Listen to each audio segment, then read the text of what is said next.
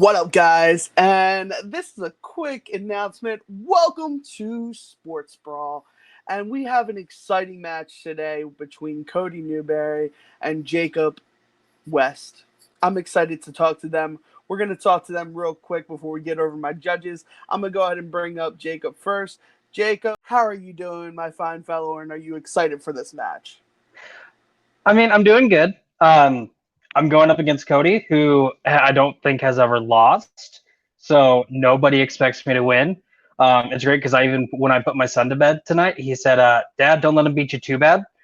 So a lot of people are counting on me to do absolutely nothing, which is great.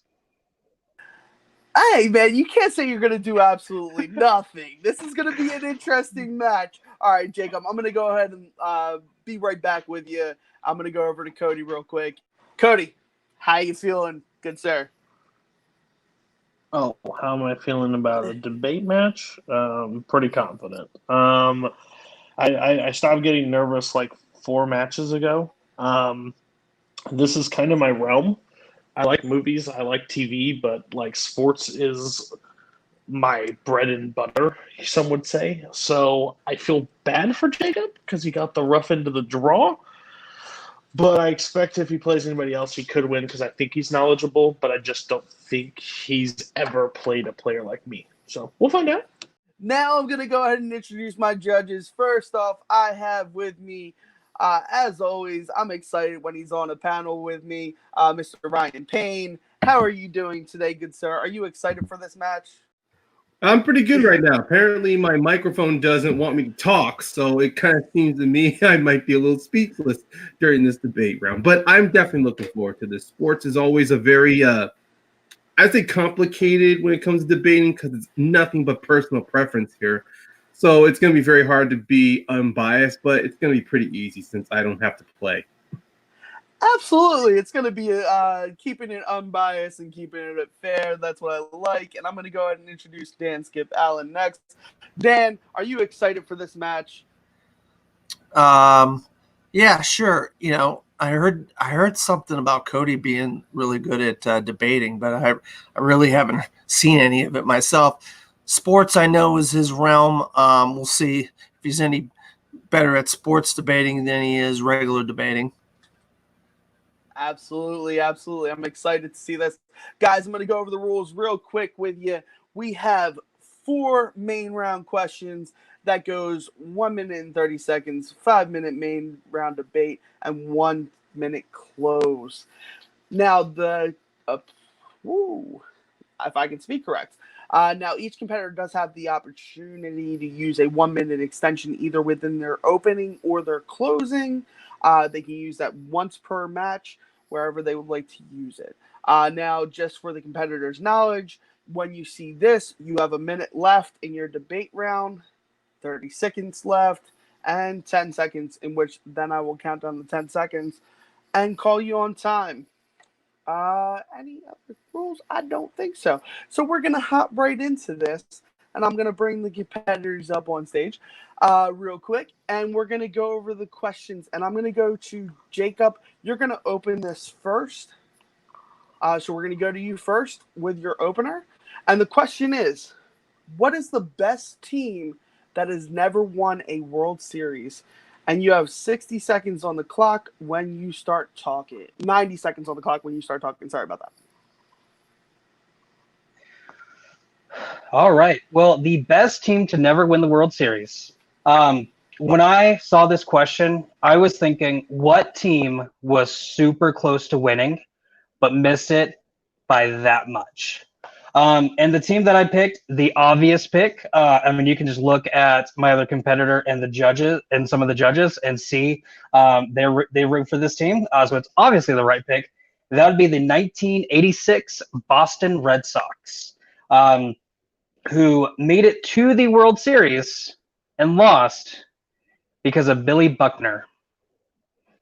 And I'm going to go ahead and concede the rest of my time. All right, conceding the rest of his time. And we're going to go to Cody. Cody, you got 90 seconds on the clock whenever you're ready. One, Dan will agree with me. You rat bastard! How dare you bring up Buckner in the conversation? But no, that team was fine.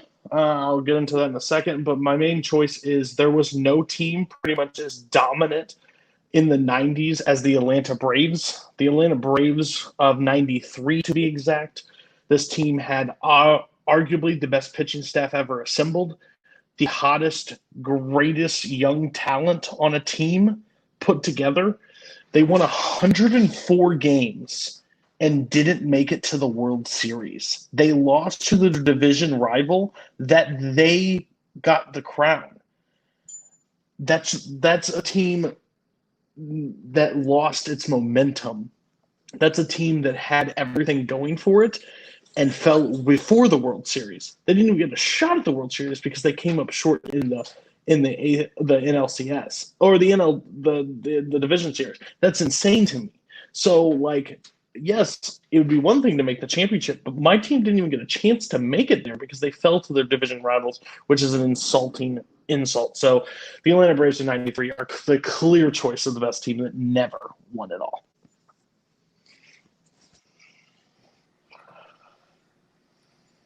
All right. Perfect timing. You had 5 seconds left. We're going into the 5-minute debate round, guys. So we have the 86 Red Sox and the 93 Atlanta Braves. Guys, 5 minutes on the clock when you start talking. Okay. I mean, yeah, Cody, I would love. Okay. Okay, you go ahead. No, it's fine. But you picked the wrong Red Sox team. If you're going to pick a Red Sox team that should have won it all, it should have been the 2003 Red Sox, which the 2004 they actually did it. And you're telling me the worst team was a team that literally choked for so many years, and you're telling me they choked again in a big moment? Believe me, I know it all too well.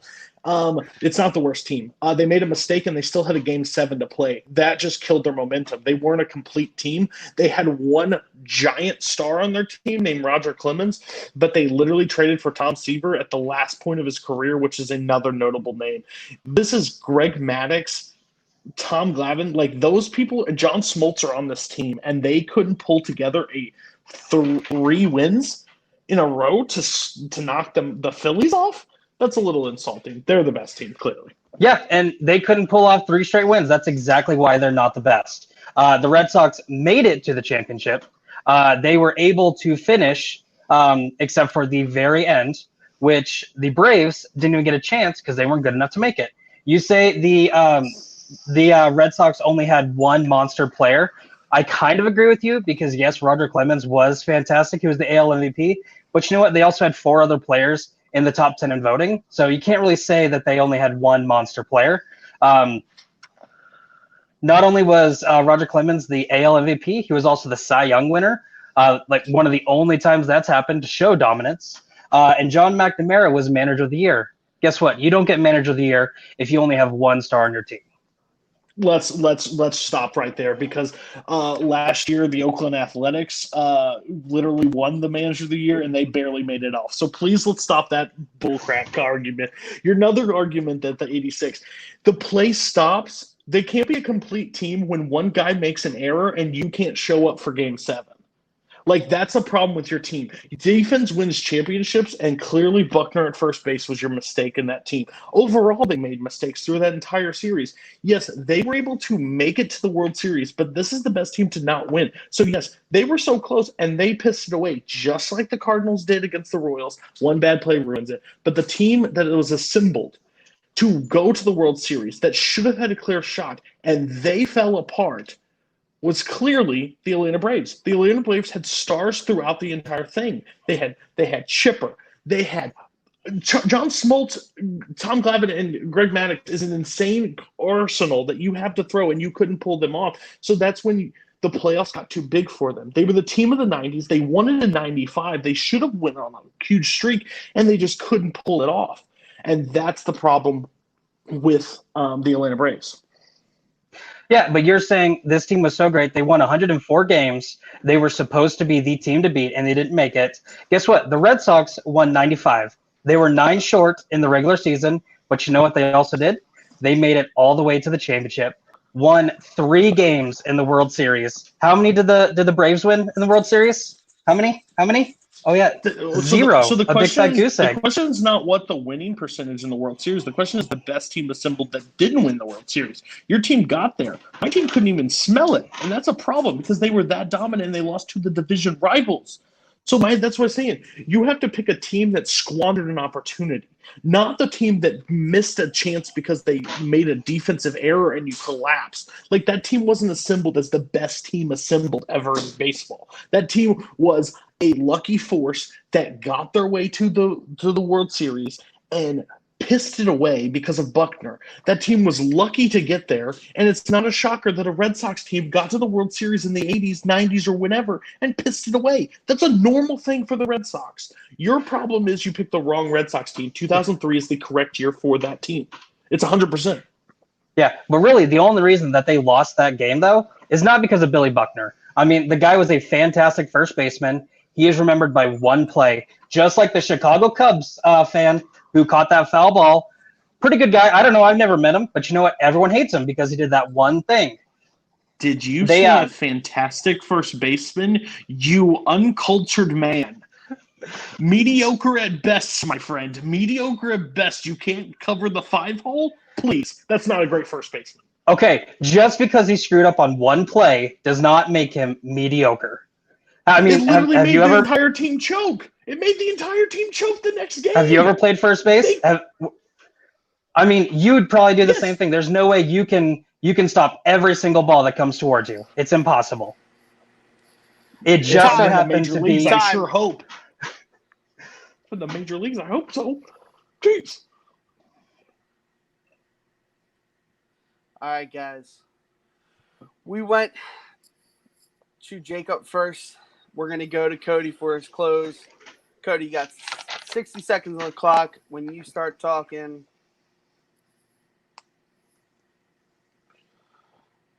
Clearly, they weren't the best team for the Red Sox to be there. They were a team that got really hot in the playoffs and went through. They were mediocre at best with 95 wins because a lot of teams, they only finished 5 ahead of the Yankees at that time. They made one bad defensive player and they melted. They weren't like a best assembled team. This is the best team to ever win. He's picking most disappointed or fell apart late. Mine is the best assembled team with the star power of my team put on a field any given day. I would trust them out there to win 10 games in a row because of that team, how young, how powerful. He also picked the wrong Red Sox team. If you want to pick the best Red Sox team, it'd be the 2003 when they lost to the Yankees in a disappointing fashion because they had all the tools that they did the next year to win. And that's the disappointing factor. The best team clearly is the 93 Atlanta Braves. Point blank. And, yep, you're perfect on time. Apparently Douglas wants to look at himself instead of the competitor. I do. I want to look at myself all the time. We're going to go to Jacob. Jacob, you got 60 seconds on the clock when you start talking. You say the Red Sox are a team that was super hot and fell right at the end. Guess what? The Red Sox were the Braves were the same thing. The Golden State Warriors a couple of years ago won the most games in the regular season. Guess what? They couldn't finish. That's why they're not regarded as the best team. Yes, the Red Sox lost 9 more games than the Braves did, but guess what? They had more runs the entire year, 794 to 767. They were dominant in pitching. They were also dominant in batting and dominant in fielding, except for one play. Again, that's the only reason people remember Billy Buckner is because he missed the ball on one play just because the team was cursed. The Braves were hot, but you know what? They couldn't finish. Because of that, you cannot be the best team if you cannot finish. All right. Cody's face says it all. And I'm going to go ahead and put you guys down and bring up my judges to help you make the decision. All right, Dan, 30 seconds. Tell me who's getting your point and why. I don't know if 30 seconds is enough time for me to explain this, but Jacob had a chance to get my point. He missed, and it's because he's not that familiar with the Boston Red Sox. He didn't mention Calvin Schiraldi. He didn't mention Bob Stanley. And when he's talking about great players, he didn't mention Wade Boggs 7 times MVP. Though if he would have mentioned that stuff and the fact that the Red Sox lost, instead he kept on harping on Bill Buckner. Cody really hammered him with the 2003 Boston Red Sox losing to Aaron Bleepin Boone's damn home run against Tim Wakefield, and then those Braves pitchers, Andrew, the Andrews, like Chipper Jones and Andrew Jones and those guys. What a great assembled team the Braves had, and that they lose to a Phillies team with a bunch of journeymen. And, I have to give my point to Cody. Cody hammered him away, kept hammering him away with a lot more information, in my opinion. All right. So we're going to go over real quick. We're going to go over to Ryan. Ryan, tell me how you're feeling on this. This was a very close decision, honestly. Cody really did provide a lot of good information. He definitely had some good counter rebuttals to Jacob. I do like how he is structuring his argument on like his team. They didn't make it to the playoffs, but they were a very strong stacked team.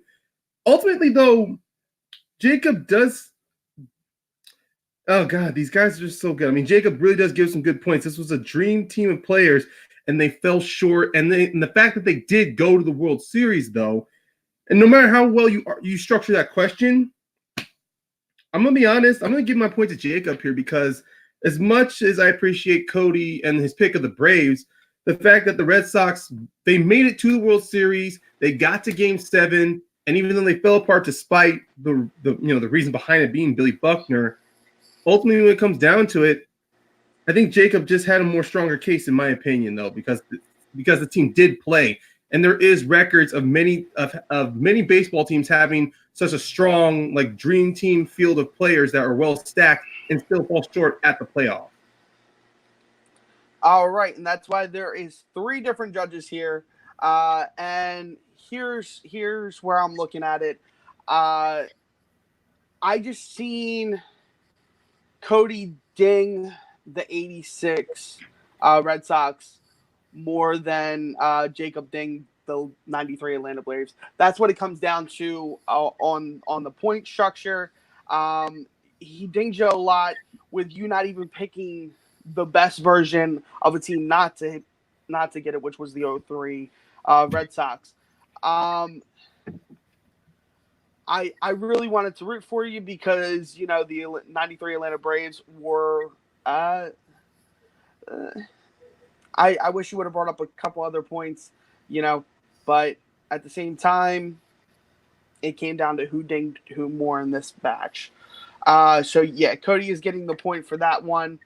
And we're going to go on to question 2. So we're going to go over to Cody for this one. In the category of NFL, Cody, Tom Brady's contract is up after this season. If he retires or leaves, who should the Patriots' new quarterback be? And you have a minute. Oh, where'd that go? You have 1 minute and 30 seconds on the clock when you start talking. Okay. Place the GOAT by just anybody. And I think this is a very hard question. I don't think this is a very fair question, to be honest with you. But who I picked a person that is approaching free agency that I think under Belichick's offense can honestly work with him and make him better. Because I don't feel like he's been had the talent that everybody else had. He's been put into like a rough system, and I think that he could learn a lot. And I picked Marcus Mariota. It's a bold choice because he doesn't fit the traditional style for them. But I think if you teach him to be a pocket passer, I think that's the most beautiful. And if he gets in pressure, he can still run. I think he could have a lot of longevity with them. He's good at the quick, short passes, which is what Brady is like amazing at. He's great with play action. You put him behind a good line, a great coaching staff, and he could be a superstar. There's no questions remaining. He's just been in the Titans deep offense that's been piss poor. They've given away players left and right, and he's never been able to actually work under a system. And you give him the tools and the playbook and the studying and a mindset like Belichick, and he could literally lead them into the next dynasty of what the Patriots are right now. All right. Cody, again, finishing up nice and neat. And we're going to go over to Jacob. Jacob, who you're replacing, who Cody says the GOAT is, the GOAT of all time, who are you replacing them with? All right. So when I got this question, I thought of three things. First, who does it make sense for the Patriots to pick up? Who does it make sense for the team that currently has this player to give up on? And then three, what player does it make sense for him to leave where he's at and go to the Patriots? When I was looking at it, I found a quarterback, spent 9 seasons with one team, and they gave up on him. So he just signed another contract with the Denver Broncos, who, guess what, just drafted their new star quarterback. I am, of course, talking about Joe Flacco. He is the person who should replace Tom Brady. All right. Are you conceding the rest of your time? Yeah. All right. We're going to the 5-minute debate round. We have Joe Flacco, a Jersey boy, versus Marcus Mariota. All right, guys. 5 minutes on the clock when one of you start talking. Okay. I mean, Cody, you said it perfectly. Marcus Mariota is an okay quarterback, but he does not fit the Patriots scheme. When have they ever had a quarterback who is more up to run than throw? They haven't. It does not fit in Belichick's scheme. You cannot take a person who has been playing football for as long as Mariota has and just teach him to play football differently. It does not work. Joe Flacco fits in the Patriots scheme. He is a pocket passer, and if the pocket collapses on him, guess what? He can take it and run with it. Okay, can we stop with the bullshit? You just said Joe Flacco can run with it? That's a complete false statement. Joe Flacco's knees will bust beforehand. And the Ravens didn't give up on him. Joe Flacco gave up on himself. The only time that man has a Super Bowl ring is because the momentum of Mr. Ray Lewis himself. The problem is you don't know what the Patriots could have beforehand because they haven't had it because Tom Brady's been the quarterback since 2001. You don't have the option of seeing anybody else. Jimmy G could have been the closest to that. I'm telling you right now, put Marcus Mariota behind Belichick. I'm pretty sure he can do the short pass that you need to happen that makes Brady super successful in this thing. Joe Flacco is 34 years old and would require way too much money at that point. I want Marcus Mariota 25 years old, even if he has to play backup one more season, if Brady does resign. But if he doesn't, he literally has one season and an offseason to go with Belichick to be able to help. Don't say that somebody can't change who they are because Cam Newton used to sprint down the field and now old man Rivers can't walk down the field too much, so now he had to turn to be a pocket passer, and he's not bad. Also, if you want the DBs for the Patriots, you need to put the wide receivers in opposite uniforms so Flacco can actually make a pass because that man throws more interceptions than anybody needs to. Yeah, he throws more interceptions. I'm looking at the last couple of years. This last season, Joe Flacco threw 6 interceptions. Mariota threw 8. Season before that, he threw 13. Guess what? Mariota threw 15. So saying that Joe Flacco is inaccurate, you can't say that because Mariota is the exact same thing. The biggest issue Joe Flacco has, he's 34, but you know what? He still has a good 5 more years. I'm not saying that he's going to be the Patriots' future for the next 20 years. No, let him win now. He has a good 5 more years left. Find your replacement in the draft because you're not going to find one. You're not going to find one in the offseason through free agency. Let him train under Joe Flacco, who is a lot more accurate than you think. And then whenever to say Joe Flacco got replaced by a rookie quarterback in the Ravens first. before he got sent on his way. Let's be real. Like, let's not talk about Joe Flacco as a great. You said he threw 6 interceptions. You're right, because how much playing time did he have last season? And you're telling me about the Tennessee Titans. Yeah, guess what? You could literally run anything up that middle, because guess what? They literally couldn't protect the man, and of course he chucked. I'm telling you, you put Marcus Mariota, a Heisman Trophy person, and put him behind a line that actually protects with Julian Edelman and any Patriots or tight end down the line, he will be successful. They ask him to do too much, and they trade out coaches left and right. I want him in a consistent system. Plus, he's 25 years old. I want him to be able to build into the next one. So he has 10 years before he even catches Joe Flacco's age. He can do so much more with the Patriots than Joe Flacco will. And this is to replace Tom Brady, a Iron Man, pretty much. And you're replacing him with Grandpa. Again, he's not a grandpa. He's 35. Tom Brady's 41. That's 6 years. Yes, Mariota did win the Heisman. You know how many Heisman winners have had fantastic football season, NFL careers? Not a lot. Joe Flacco, he didn't win the Heisman because no one from the University of Delaware has. He has won the 2008 Rookie of the Year. He is a Super Bowl champ, and you can't say it was all because of Ray Lewis. Who was the MVP? Joe Flacco, not Ray Lewis. Who won them that game? Actually, the hall bar that turned off the lights won them that Super Bowl. Let's be real. The momentum stopped when they win the thing.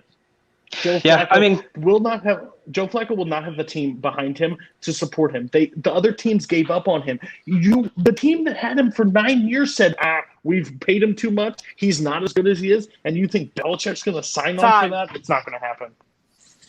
All right. So we're going over to Jacob for his to start off the closing. Jacob, 1 minute on the clock when you start talking. I'm going to go ahead and add another minute to that. All right, 2 minutes on the clock when you start talking. Okay. So Joe Flacco's biggest mistake was a couple years after he won the Super Bowl, saying he was an elite quarterback. He's not elite, but he is a great quarterback. You look at his stats. Last year he got 2,400 yards passing. Guess what? He only played 9 games. Mariota played 13, only got 2,500. So he beat him by not even 100. Year before that, he got 3,100, 4,300, 27, 39. He's constantly getting good numbers. It's just he believes in himself, but he's not as good as he believes. That doesn't mean he's horrible. That doesn't mean he's washed up. They picked up Lamar Jackson to replace him because they knew he wasn't as good as he thought he was, and they picked him up because they thought Lamar Jackson was great. Literally, when you are down 3 points in the fourth quarter and you're not going to put Joe Flacco in, you have given up on him. That is why the Ravens did not have as good of a season as they could have, because they gave up on Joe Flacco. Now he plays for the Denver Broncos. Guess what? They just picked up Drew Lock, their star quarterback. So, Joe Flacco signed a 3-year deal with them. There's no way John Elway is going to keep Joe Flacco for all 3 of those years. Give him 1 year to train Drew Lock, ship him off to the Patriots. The Patriots will give him some good draft picks. And then he can mentor Jarek Stidham, if that's who they choose to have their new quarterback, or if they decide to draft another quarterback. If you look at the stats, he is not a washed-up quarterback. He's still getting good numbers. Marcus Mariota is inaccurate. He's also injury-prone. His 4 seasons, he's been injured 3 of them. Joe Flacco's only missed 2 games in 2 seasons due to injuries, even though he is 10 years older. So he is a lot more durable than Marcus Mariota is. Time.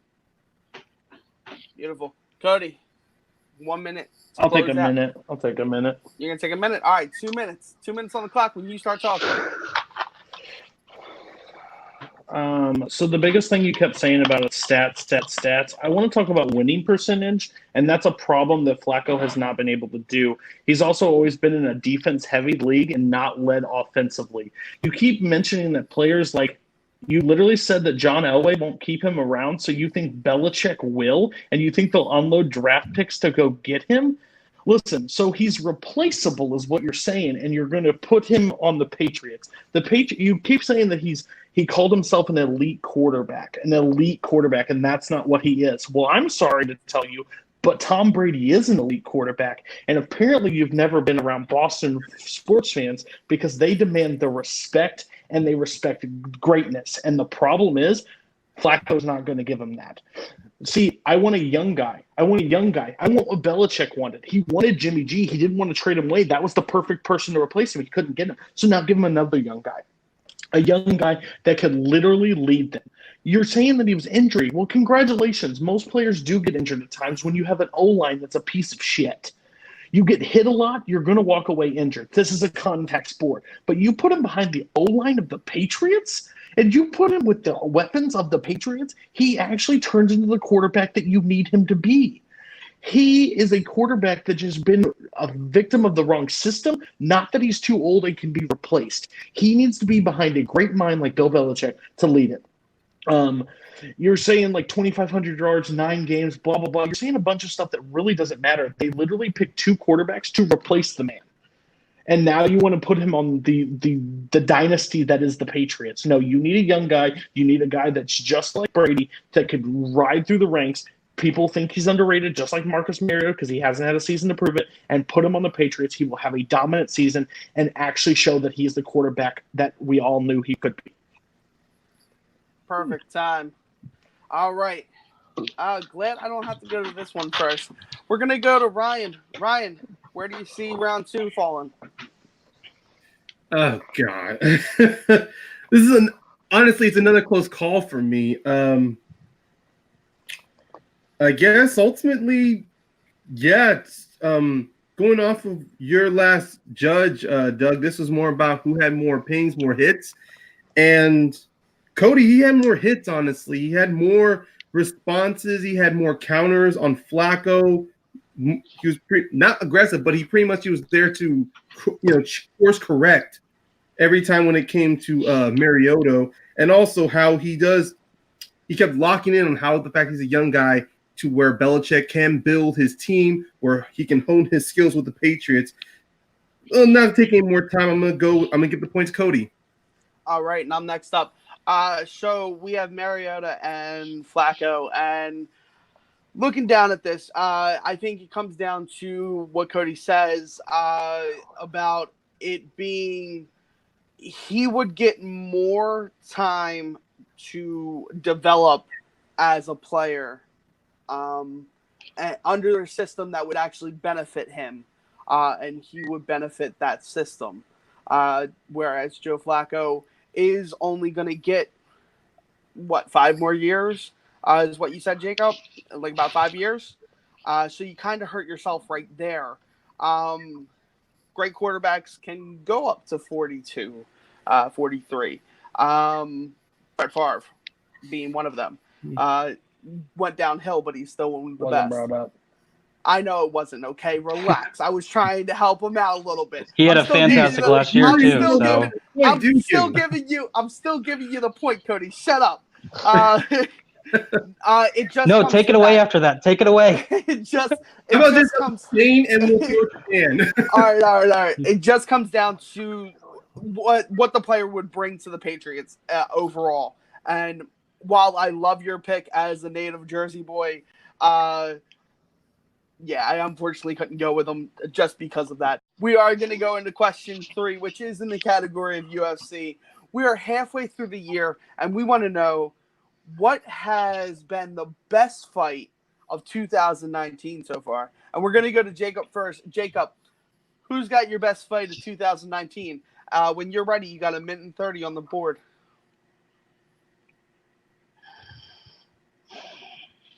All right, so there were a lot of good matches to pick from, but the one that I'm going with is one that was nail-biting from round 1 all the way to round 5.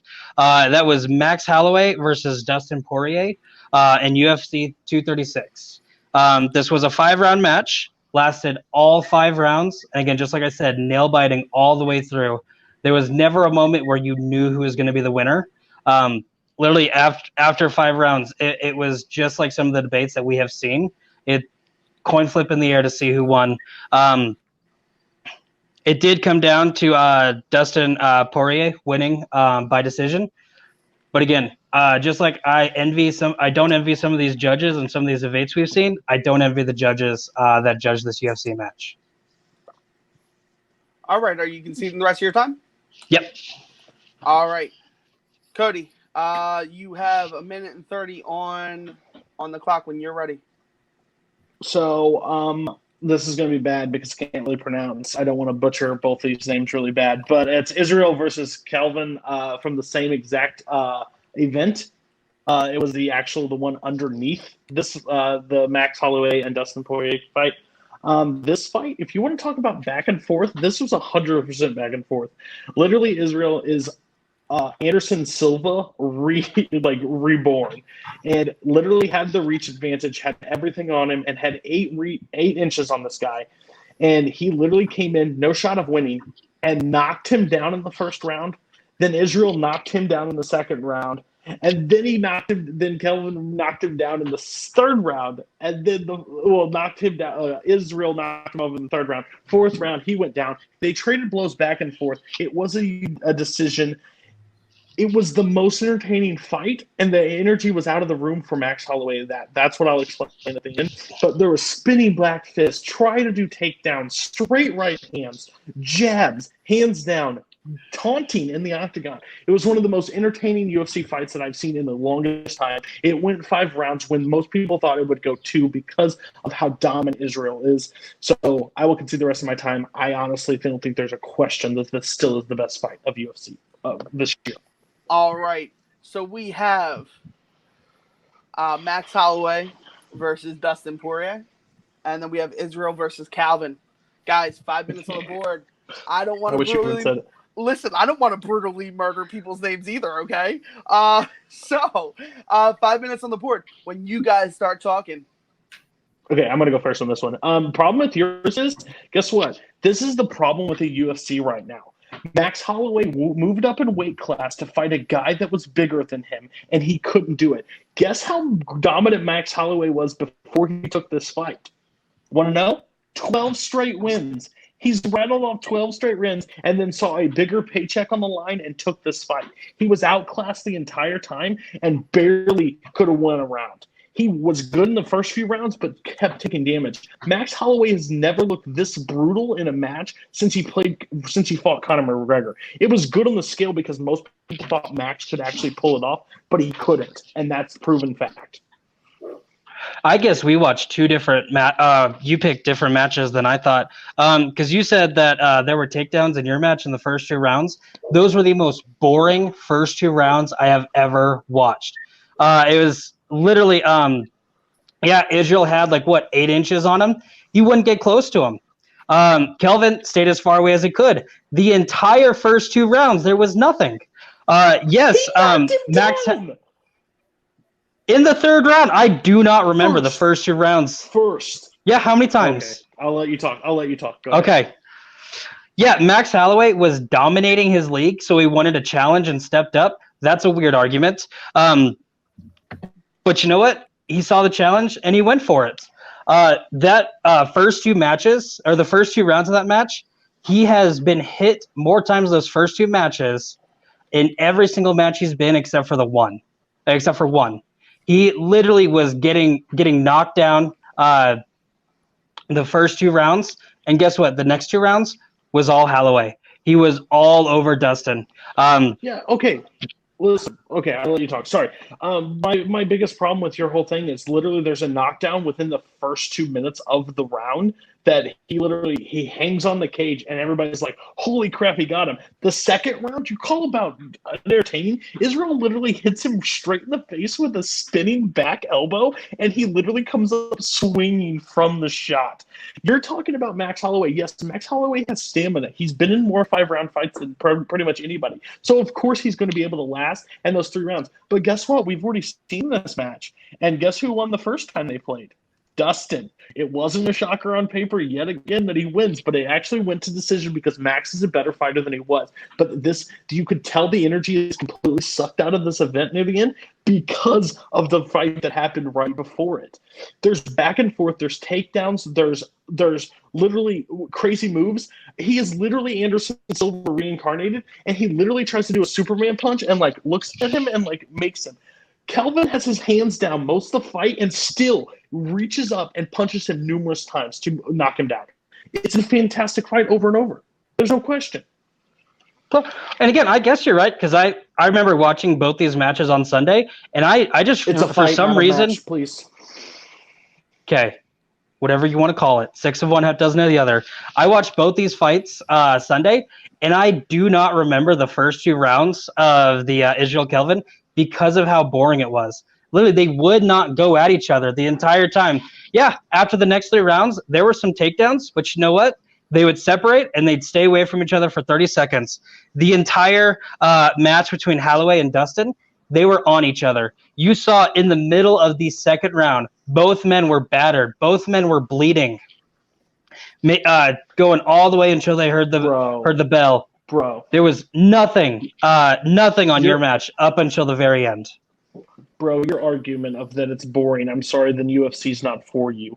That match had everything it needed to. It literally had a short guy with no reach coming at him and taking him down. A guy that pushed a guy that is 17 right now and 0 to his limit. The guy that shouldn't have been there to fight for gold that's not vacant.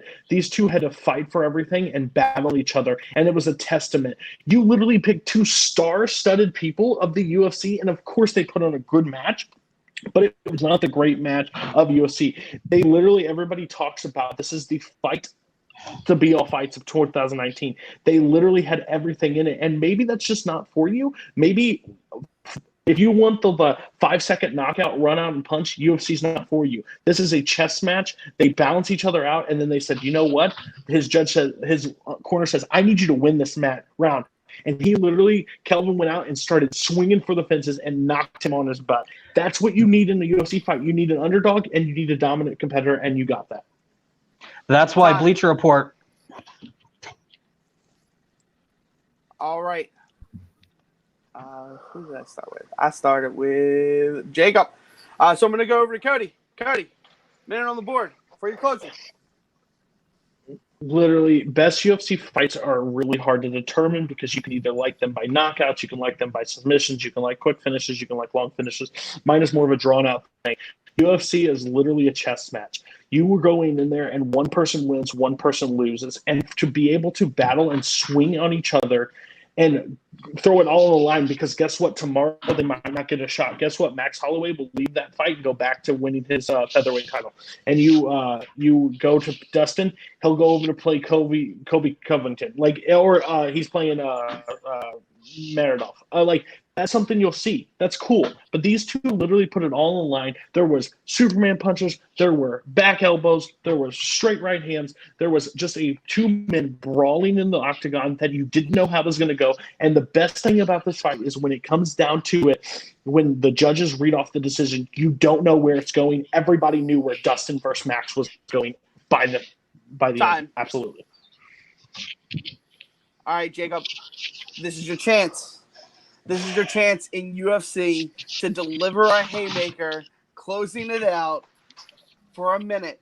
You need this point. Let's go.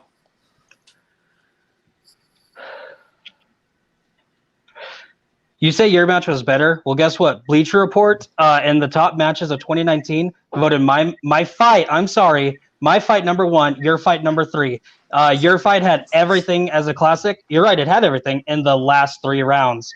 My fight had it in all 5 rounds. There was not a boring round. Both guys were on top of each other the entire time. Your guys were on top of each other at the end. I guess UFC is not my thing. I don't like people just staring at each other for 2 rounds and then deciding to go at it. You have in mind, again, both men battered, beaten in the second round. You could tell after the first round, both these men were dedicated to winning. You could not tell that until round 4 of yours. All right. Are you conceding the rest of your time? Yeah, I guess so. All right. And I am the first judge up. This was a good debate, guys. However, it comes down to the question, which was, what is the best fight of 2019 so far? And Jacob, if you would have brought that in a little bit earlier about mine was voted number 1, yours was voted number 3, then I could take that into account. You didn't really bring it up in the main debate of the argument, which is a big crux for me. If you would have brought in the main debate and Cody would have not been able to rebut it, then it would have been something. But going off of just the main debate, going off the whole argument as a whole, the more exciting fight, just from how it was depicted and how it was given to me, I have to go with Cody, unfortunately. His fight, just the first round knockout, how it eventually became the slobber knocker, which kind of kept you on the edge of your seat, is what a UFC fan looks for. So Cody does get my point for this round. I'm going to go over to Dan. Dan, 30 seconds. Let me know who gets your point and why. And this time, with the stuff that's already on the table. No, I just want to get that other stuff out. I just thought those guys didn't understand the question. That's all. I mean, whatever. Both of these guys are talking Chinese to me because I have no clue what the hell they're talking about. I don't follow the UFC. I don't even like the UFC. So they're talking Chinese to me. But the last thing Jacob said was that his match was voted the number 1 match on Bleacher Report, and Cody's match was voted number 3. That to me was enough to give Jacob my point. All right, we're going over to Ryan. Ryan, you got the decision, man. Is this a KO in UFC terms? In UFC terms, is this a KO? Or is this going to the 4th round at least? What do you got? What's your viewpoints? Now, first off, I'm going to say I have seen UFC fights, so trust me, I was able to understand you guys completely and follow you. That being said, most UFC fights, whenever they do go more than maybe the first or the second round, I do kind of want to see. Wait, no, I'm getting personal bias. Scratch that. You guys did bring up good points in this match. You did talk about, you were painting very good pictures on your fights, because with Cody, you were really talking about how this really was a slow building match to build up the intensity on how these guys were trying to size each other up. Well, Jacob, you were definitely going off with, this is a straight brawl. These guys were on each other from start to finish. And yeah, you did bring up your Bleacher Report, but I kind of see you were going to do that in the debate round, but you just fell short of time. So you did bring that back for your closing. That being said, though, Cody did hit you hard, saying that the crowd was not as hyped or gassed up for this match because of the Israel and Kelvin fight. But you did hit back with the first 2 rounds not being very memorable in your opinion. So I'm going to go down to it. This ain't no knockout. Jacob gets the point, because ultimately, when you go to a UFC fight, you do want to see people brawl each other, and especially these fights don't always last 5 rounds. So the fact that both these matches went 5 rounds and one of them was more of a slobber knocker, I'm going to give Jacob a point on that. All right, and we're going to question 4. Cody doesn't get the knockout, but question 4, we are going to Cody first. Who is the best one-and-done player in college basketball? You have 1:30 on the clock whenever you're ready. Well, I guess I need to look at Bleacher Report because that's the end-all be-all. I'm going to go with Carmelo Anthony. This is NCAA. This is just solely NCAA. This has nothing bear in mind of an NBA whatsoever. If you're talking about one and done, it's Anthony. Anthony took a team of Syracuse to the championship that honestly didn't need to be there. Literally, I will talk about my opponents in a second, but that's a duh at that point. Carmelo Anthony did it before anything was good. He had a great coach behind him, but for him to put the team on his back and literally dominate and bring a title to Syracuse, which shouldn't have been, is an amazing thing. He's the best for a reason. All right, and are you conceding the rest of your time? All right, cool. Yeah. Oh, do I need to bring up a Bleacher Report? Yeah, it might help you out. Cool. I'm looking up one right now. All right. Just busting chops on you, Jacob. Jacob, you got 1:30 on the clock. When you're ready, who is the best one and done basketball player of college? Okay, because I did look it up. Bleacher Report, actually, Cody, you're going to love this. Carmelo Anthony is number 1. My guy is number 3. Now, when I was thinking this, I had one school in mind, and that was the University of Kentucky. And because their last 10 years have been pushing out no one other than one-and-done players. So I looked at it, okay, who is the best one-and-done player on the best school for one-and-dones? And I am bringing it to the first person of John Calipari's run to be the first one-and-done, the most dominant person that year as a freshman, the Brow, Anthony Davis. And, Cody, if you want to say this is all college, we're not going to look at NBA, okay, I can do that. Anthony Davis was dominant in the regular season. He was dominant in the tournament. All right, guys, 5 minutes on the clock. When one of you starts speaking, who is the greatest one-and-done college basketball player, Carmelo Anthony or Anthony Davis? I think it's kind of funny that they both have Anthony in their name. Let's hear how they feel about this. 5 minutes on the clock, guys. Yeah, they both have Anthony in the name. One, it's the first name because he's number 1. Just like what you said, if we're looking just at college, okay, Anthony Davis, dominant in the regular season, led Kentucky to the SEC championship, led them to the number 1 seed in the tournament, and led them to the entire NCAA championship. Carmelo Anthony, yeah, he was good. Bleacher Report wouldn't say he's number 1 if he's not good. He's not as great as Anthony Davis. He was able to take a team with one of the best college basketball coaches and not a strong team to be the number 3 seed of the tournament, and then took them to win it. So he's good. I'm not arguing that he's not good, but I am arguing that he's not as good as Anthony Davis. Yeah. Jacob, let me tell you something.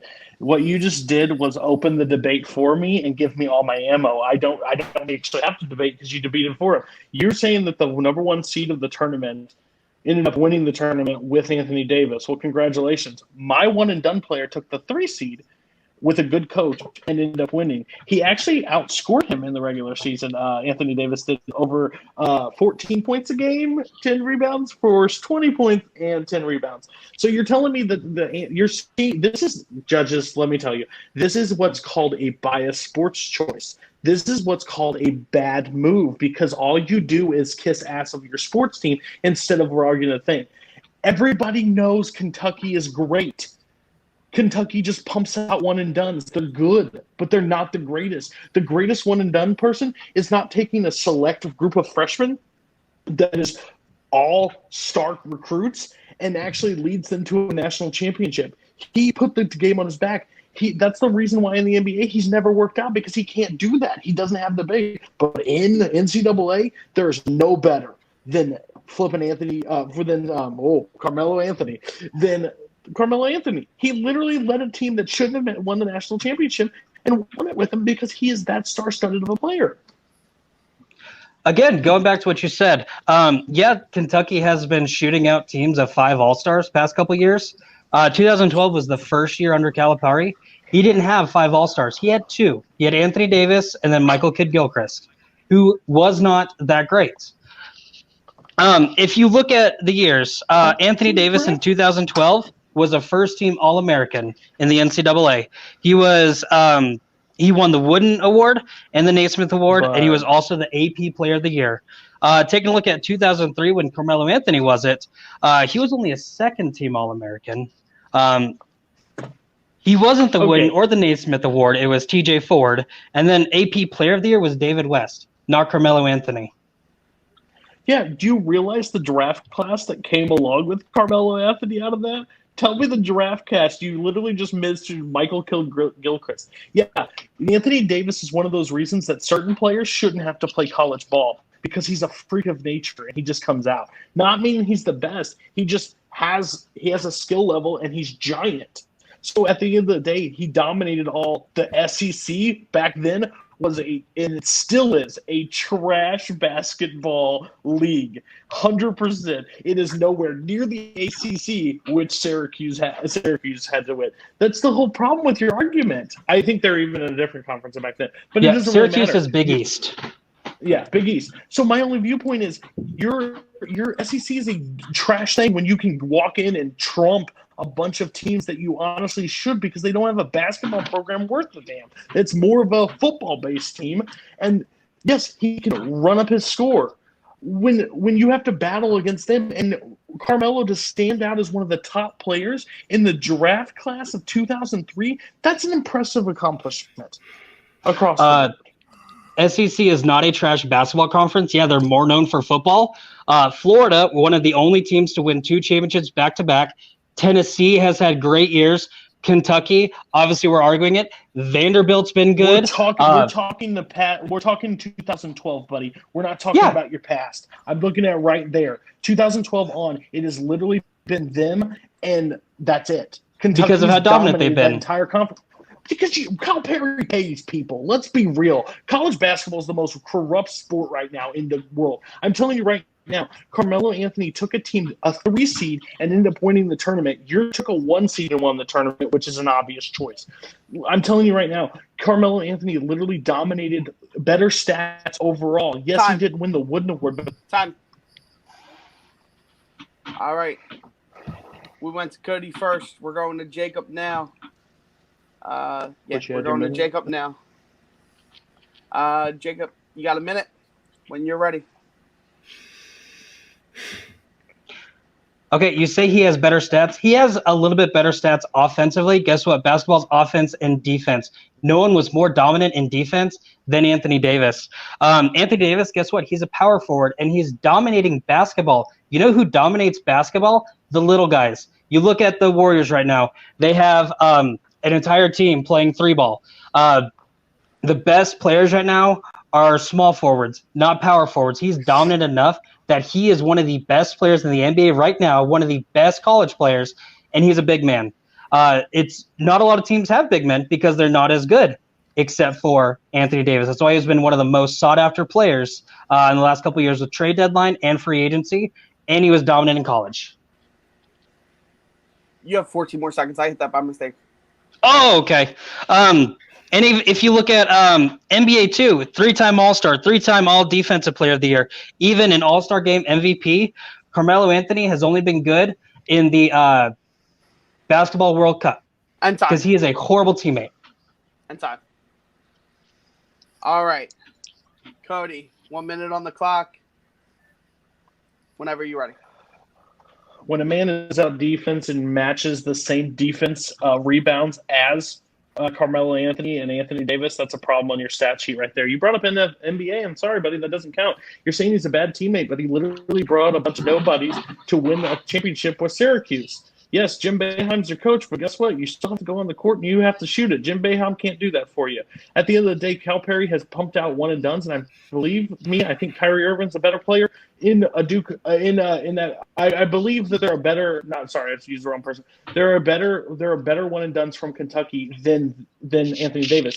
Anthony Davis had a dominant performance, but I'm telling you right now, he took a 1 seed. My player took a 3 seed all the way to the NBA championship, the NCAA championship, and won it all.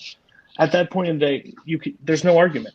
He is the overall best, and Bleacher Report put him number 1 and yours number 3, and I know that's a big deal for some people, so I have to also include that. He literally same rebounds as Anthony Davis. That's sad. And time. All right, guys. Yeah, Kyrie was Duke. That argument is invalid. Yeah, I know. That's why I backed out. All right. 12 hours of work doesn't help. You guys had your argument. Stop it. All right. That's cute. We're going over to Dan. Dan, who gets your point? Give me a brief synopsis of why. I'll tell you what. I liked what Cody was saying, but Cody did miss a couple things that I think he would have really hammered Jacob with Hakeem Warwick, Jerry McNamara, 2 phenomenal players for Syracuse on that team. Yes, Carmelo Anthony was the star, but those guys were great players on that team.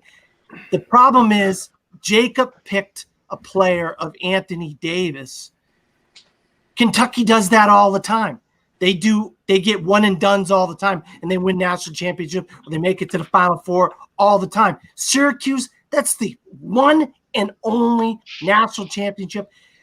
Carmelo Anthony went out, won it all that one year, and left and went to the NBA. That was a mic drop, and I absolutely have to agree with Cody. All right. Going over to Ryan. Ryan, who gets your point? Give me a brief synopsis.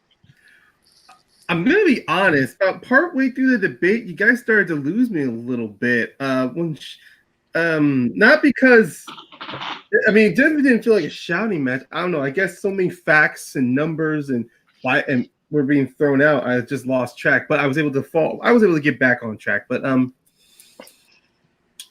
don't know. I mean, you guys do bring up good points. I mean, both these players, Carmelo and Anthony Davis, have definitely led the respective teams to championship rounds. Regardless, on the Bleacher Report, you brought up that one's a 1 seed, another one's a 3 seed. I mean, this is one where you didn't need to bring it up, Jacob. That kind of hurt you because you then kind of just gave Cody even more fuel to his argument. But also, Cody, you didn't need to throw up the whole thing with the corrupt college basketball thing. It kind of seems like you're trying to low blow him there, but, to each his own. I guess ultimately, yeah, when it came down to it, you did say Anthony Davis. I mean, Kentucky kept picking up so many players, but they had so many one and dones. But Carmelo Anthony himself, this was like a lightning in a bottle. This was something that didn't happen for Syracuse. So going down to that, the fact I don't know if Syracuse has been able to replicate this like Kentucky has. So, man, I'm sorry. I'm just going to have to go with Cody on this one. Your winner for the night is Cody. Cody, I'm going to go to you real quick. Are you excited for what's coming the rest of the tournament? If ever any other matches get scheduled, sure. This is like the hardest thing. This community is not built on sports people, and you can definitely tell. Jacob is a fantastic person. I could talk sports with him, but after I heard he's a Yankee fan and a Kentucky fan, I'd rather never talk to him again, to be honest with you. He makes bad life choices, and I feel bad for him. Especially that Kentucky hat's like camo on top of it makes me about sick. But you know what? It is what it is. Again, I'm in too many tournaments. I'm in too many debate matches. My ass is going to be caught up to real soon, and I don't look forward to that day. So I may start declining invites on things because I'm tired of putting myself in too many bad spots. All right, we're gonna go over to Jacob. Jacob, how are you feeling as the unfortunate loser of tonight's match? Are you gonna definitely keep your head up and come back? Are you looking to participate in any other debate leagues? Oh, I would love to participate in more debate leagues. This was actually my first time competing in any debate league, and thank you for giving me Cody, the GOAT of all debates. That really makes me feel good. I am going to burn Bleacher Report down to the ground, so whenever y'all hear about that, please don't tell anyone, because this was not my confession. I guess I should have brought up that 2012 was the only time Kentucky won the national championship under Calipari with that whole lightning in the bottle round. But no, this was super fun. I mean, I ruined my chances of joining the fellowship, which sucks, but oh well. Here's to the next time y'all invite me to something. We'll definitely invite you back. Well done. Well done. All right, we're going to go over to Dan Skip Allen. Dan Skip Allen, how do you feel about the match? What did you like what happened? Well, I said at the beginning, I mean, Cody has this reputation of being a great debater. He obviously is a great debater. He showed that this evening, even though he was kind of facing a novice in Jacob. He really knew how to hammer away his points. He did miss a few things on a couple of the questions that I would have said if I was in his place, but hey, I'm not competing like you guys said. I enjoyed the match. Jacob is much more knowledgeable than I thought he would have been, despite the fact that he's a Yankee fan. That just throws me off right there. All right, people hating on you because you're a Yankee fan. We're gonna go over to Ryan. I'm used real to quick. Ryan, how are you feeling about the match overall? Well, despite Cody's really the notoriety he has, the reputation he's got, Jacob did a very good job here. I mean, every round was a close decision. I didn't come to it lightly. There was never nobody cinched my vote, my point here but despite Cody, yeah, he's more experienced, so he was able to bounce back on so many arguments. Jacob, at the same time, brought in a lot of facts and figures, which definitely helped support his argument, which definitely kept this in close range. I definitely want to see Jacob compete more further down. I can't wait to see what he does, debating actual movies. I think he'd be completely dangerous in that category, but I would not be shocked if Cody ends up coming out on top in this tournament. All right, as always, I'm Doug Castle, and this was a great showing. Jacob, keep your head up. You definitely fought well tonight. For myself, Doug, Cody, Dan, Ryan, Jacob, this has been Sports Brawl, and have a great night.